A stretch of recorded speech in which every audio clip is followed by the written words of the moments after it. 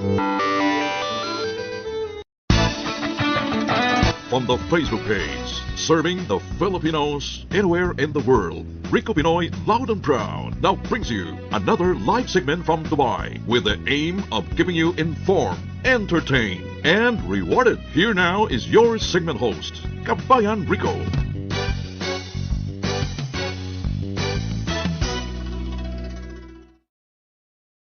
Dose na naman.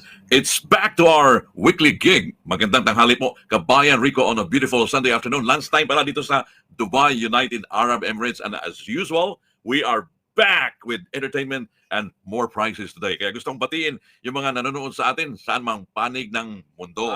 Let's talk about the event now going on in Sharjah on a daily basis. 4 o'clock in the afternoon until 10. Ano ba yan? Let's watch this video first.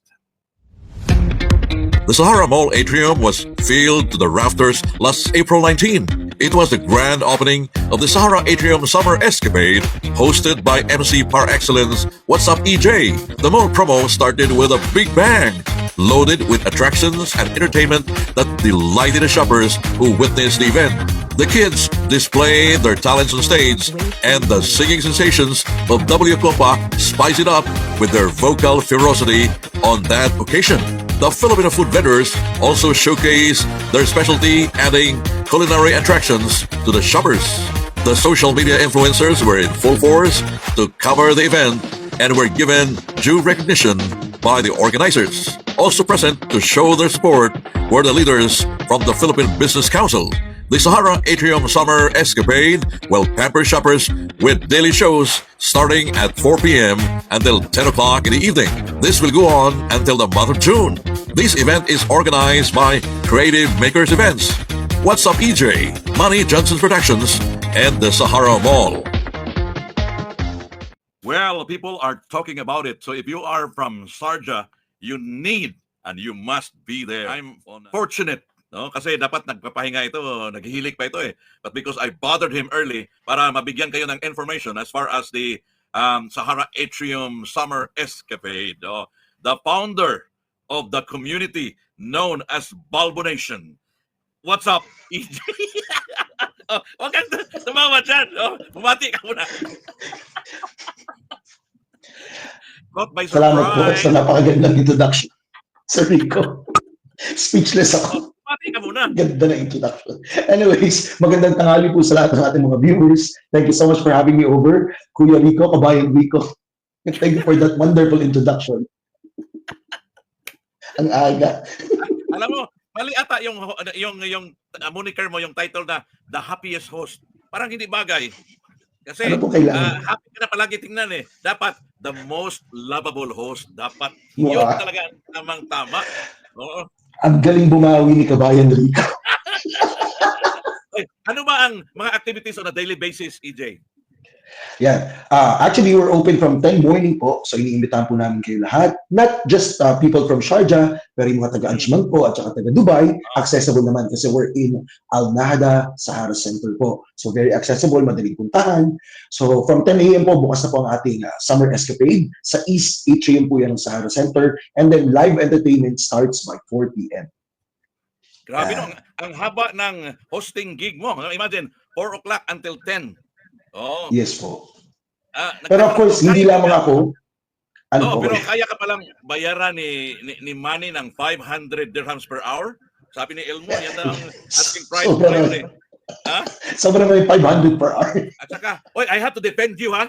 Hindi totoo na nanghahakot si What's Up EJ ng crowd ng Winter Night Market dinala sa Sharjah. Hindi po totoo yan. Ang bait itong si Juan ha. Chismis yun. Ang daming chismis. Napaka-controversial. Hindi po totoo yan, of course. Everybody's invited. We can also, of course, I love my family in Winter Night Market Season 2. Galing tayo dyan. So, everybody can come to Winter Night Market. You can also come and join us in Sahara Center sa aming Summer Escapade. Uy, balita ko, may competition ka para sa mga social media influencers. Can you explain in details? Actually, we're calling out all aspiring vloggers and influencers. If you want to be a content creator, this is a big break for you kasi we're also giving cash prizes up to 3,000 dirhams. Sa mananalo, you could simply create a minimum of 45 seconds to a maximum of 1 minute 5 seconds mini vlog for Sahara Atrium Summer Escapade. Kailangan lang namin makita that you're inviting the viewers to come and see the entertainment from 4 p.m. to 10 p.m. and then invite them over for our retail section on the second floor. We have our food kiosk on the basement too, and all the fun activities, especially for the kids. Meron tayong face painting, balloon bending, marami pa pong fun activities, karaoke also. Kasi hindi lamang po sa loob ng basement 2 yan, we also have our outside premises. Napakaganda ng aming photo booth at ang daming activities, especially for the May kids. tanong ako, pag pupunta ba sila sa atrium ng Sahara Center, hindi ba sila magugutom habang nanonood sa iyo? Naku, hindi po magugutom dahil napakadami nating food kiosks and restaurants. Napaka-international po ang ating menu. So definitely, you'll find something that will fit your taste buds. Hindi lang pala Pinoy ang pumupunta doon, no? May mga ibang lahi. At Siyempre, balita this is ko, open for all nationalities. ka na sa stage, maraming mga dumadating na mga kuhan, yung mga... Namimiss talaga kita, kuya. Alam mo, idol kita eh. Alam mo ba parati? Sinasabi nila sa akin, hey, you remind me of Mr. Rico. Sabi ko, naku, I'm far from being Mr. Rico. Talagang legend yan si Mr. Rico. Ngayon, anong activity today? Sunday, di ba? Today po is our third day po ng aming live audition for the Kids Icon. So may ongoing po tayong talent search. This is open for kids from 15 years old below. So you can showcase any talent on stage. Just wow our judges and the audience, and then maybe you'll get it to the semifinals. Ang aming semifinals po is on May 16, 17, and 18. Ongoing po ang live auditions until May 2, 3, and 4. And then last batch po is May 9, 10, and 11.